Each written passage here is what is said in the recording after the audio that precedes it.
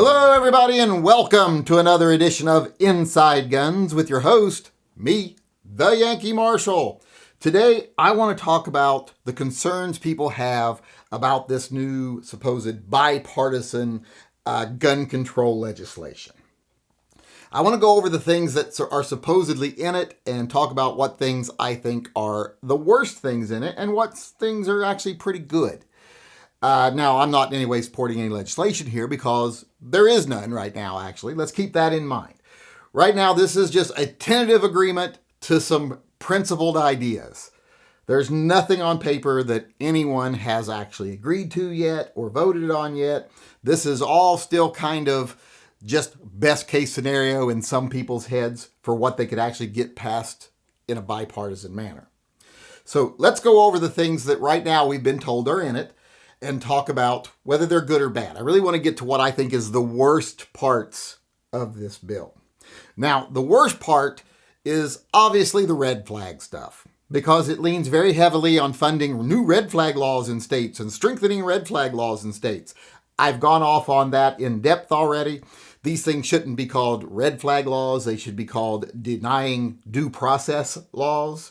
So, not going to go over those again right now, but that is still probably the worst thing in the bill. But let's move on to the other things that are in there.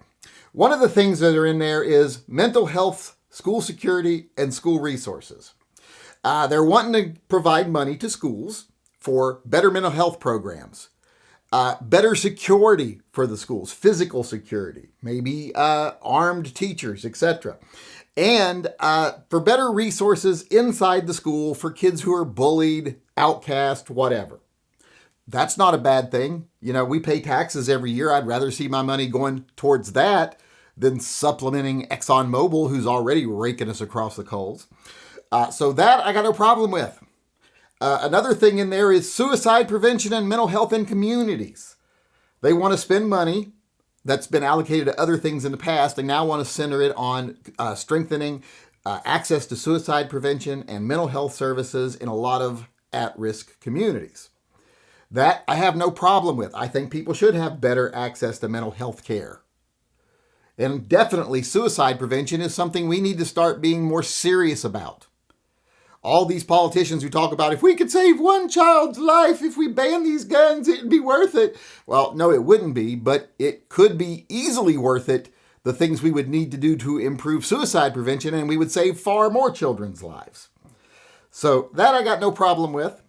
Another thing they said they're going to put in the bill is they're going to make sure people that have been adjudicated mentally ill can't buy guns. That's already the law. I don't know if they're just going to make it more illegal or what. But I kind of think it goes along with the next thing. They want to talk about, now this is not a positive thing. This is they want a stricter process on people 18 to 20 buying guns. They want like a waiting period so that they can do a more in-depth investigation. I don't like waiting periods at all, period. I think everyone knows that. And I don't think you get to say certain groups of people are more dangerous than others, and therefore they have to have a special waiting period or investigation type. What if someone came forward and said, a lot of crimes are committed by young black males. Maybe young black males should have to face a longer, more involved process when it comes to screening them for them getting to exercise their rights. Wouldn't fly. So it shouldn't fly with 18 to 20-year-olds. If they're an adult, they're an adult. Doesn't matter if they're 18 or 25, in my opinion. So that I don't really approve of. Now, what I think it's going to mostly involve is just opening, juvenile records. Right now in this country, a lot of places, they're like, oh, they did that when they were 17. We can't hold that against them. So they could be a violent repeat offender at 16, 17 years old, like a gangbanger hardcore. And then the day they turn 18, their record's sealed. They can go pass a background check. Now, that I don't think should happen. Not for gun checks and stuff. I just don't think you should just be absolved when you turn 18 of everything you've done right up to the day you did. Now, I don't say you should be able to deny people gun rights unless they committed a felony. If they were convicted of a felony, put them in jail. They should still be in jail, even if they were 17 and a half when they did it. They should be suffering the consequences of that. So that is kind of a muddy water here. I don't really know how they're going to go about enforcing it or what they're going to do. When we see it on paper, we'll have more of an idea, and we'll know how much rage we should have about it. Another thing they said is they're going to put penalties for straw purchases. That's already a thing. It's already illegal to straw purchase. And they wanted to say, well, we want to make it to where, husbands can't buy wives and wives can't buy husbands and girlfriends can't buy boyfriends and friends can't buy children guns that they can't have. Well, that's already the law. If I was married to a felon, I can't go buy a gun and gift it to them. They're a felon. They're a prohibited person. I'd go to jail. That's already the law, so I don't know what they're even talking about there. And the final thing that I want to talk about that I've been hearing in this bill, I've heard it a couple of times, but I don't see it on every list, but I see it on some of them. So I don't know how solid this is. But this is the thing that I think, other than red flag laws, is the biggest red flag in this bill. And that is the boyfriend loophole or girlfriend loophole law they're talking about.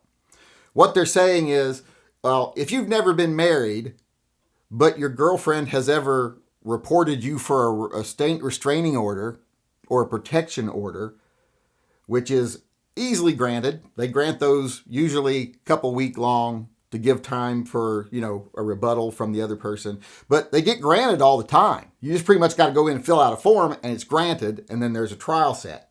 Most of those never even go to trial. They just waste away, but they're still there in the system that it was granted.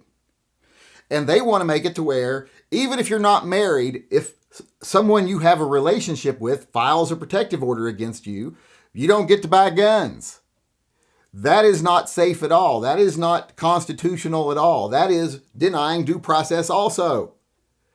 Like I said, in most of these cases, the person who gets the order filed against them did nothing wrong or did nothing seriously wrong. And now they're going to be treated like second-class citizens, have their rights removed because someone filled out a form. That's too easily abused. And they know that. Hell, they know they could wipe out a lot of gun owners in this country just by encouraging that.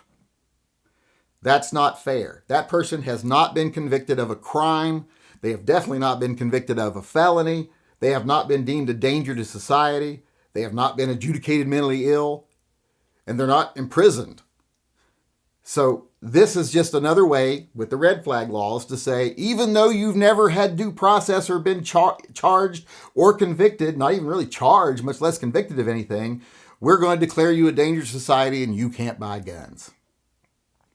One of the things I think they're doing with all this is they're trying to muddy the system up so much with so many ridiculous regulations that they can come back next and say, and this has got to do with the teenage things and blah, blah, blah. Well, if there's so many things we have to check nowadays and there's so many things that could disqualify, we need at least 30 to 45 days minimum waiting period before we can determine whether they get their gun or not. I think that's one of the things they're going for with all these muddling stuff here. Along with being able to just disenfranchise a lot of people from their rights based on the say-so of someone they're not even in a serious relationship with. Just because that person says, they made me feel uncomfortable or they made me feel unsafe. That's not enough to deny a person their rights. Imagine if we start saying you don't get a vote in this country if you've ever had a jaywalking ticket or if anyone has ever suspected, that you've done something wrong. If someone has reported you to the police for not mowing your lawn, well, you don't get a vote now. No, that's ridiculous. It doesn't make any sense. Like I said, a lot of this, I think, is just muddying up the waters to give themselves reasons to say, well, this process is so complex now, it'll take forever. So that's one of the things I think is the most dangerous thing. And now the whole bill together is dangerous because, like I said, the goal is to make this complicated. I don't think it should be complicated. I think if you're not in prison, you get to buy a gun. If you're not in prison, you get a vote. All these things. If you're not in prison, you have freedom from unreasonable search and seizure. Period. If you're not in prison, you have your rights. Now, if someone wants to come to me and say, well, what if once you get out of prison, there's 100 days, and if you don't go back to prison in those first 100 days, your rights kick in. I'd be willing to consider things like that. But the main thing is, not in prison, you have your rights, or else you're freshly out of prison, on probation, waiting for your rights to kick back in, and it should be automatic. It should be something that has to be stopped, not something that has to be initiated by you if you got out of prison. That's one thing I think that needs to be the way it is. It's just that makes the whole process simple. They talk about how expensive and to how long it takes to do the process. Make it simple like that. And as far as the 18 to 21-year-olds, I've already said, make the legal age of adulthood 21. I would say 25 because, I'm a mental health professional. I know people don't mature until they're 25 at the earliest. So I'd be willing to compromise and say 21. Raise driving age to 18. Society's different now. People aren't generally going to work at 15 anymore, 16 anymore. It's just not that big a thing now as it used to be. People aren't getting married at 17, 18 as much as they used to. So raise the legal age for everything legally to 21 and then maybe driving at 18. You know how many lives you'd save doing that? Oh my God, you'd save so many lives. You would save more lives just by people not being able to join the military at 18 than you would by banning guns outright when it comes to how many kids are killed with guns every year, especially in mass shootings. So things like that would save far many more lives. So I'm willing to say raise the age for everything 21. Like I've said before in the past, military-industrial complex, not going to like that because, out of the 700 people a year that die in the military in the line of duty, 500 of them are under the age of 21. That tells you rich white people and big rich corporations love to throw poor people's children, white or black, or Asian or, whatever, as long as you're poor. They love to throw them like cannon fodder at problems overseas that are interfering in their profit making. So I think that should have a stop put to it. That would save way more lives than any gun law. So things like that could be done. Things in this bill, like I said, don't look like they're made to do anything other than muddle up the process. If you want to talk about raising the age 21, I'm definitely open to that. But Democrats are going to be like, that's a big chunk of our voting base. 18 to 20-year-olds, before they learn what's going on in the world, they'll just vote straight party, and they tend to vote for us. So they're not going to agree to that. So unless they agree to that, I don't think anything else should be off the table for 18 to 21-year-olds. As irresponsible as I think they are, and as dangerous as I think they could be, they should have all their rights if 18 is the legal age. So those are the things that are in the bill. And like I said, there is no bill yet. Those are just the things that are on the table as far as ideology is concerned right now. I guess this is just their beliefs of the things they can get passed in conjunction with each other here in bipartisan manner. So, and I know that made very little sense what I just said, but that's what's in it so far, or what's supposed to be in it so far. And those are the things that I think are the real problems with the bill and the real objectives of the bill. All right, everybody, that's it for me today. I hope you enjoyed the show. I do appreciate you coming, and I hope you come back again tomorrow. Until then, I just want to remind everyone out there to always carry and stay safe until I see you again.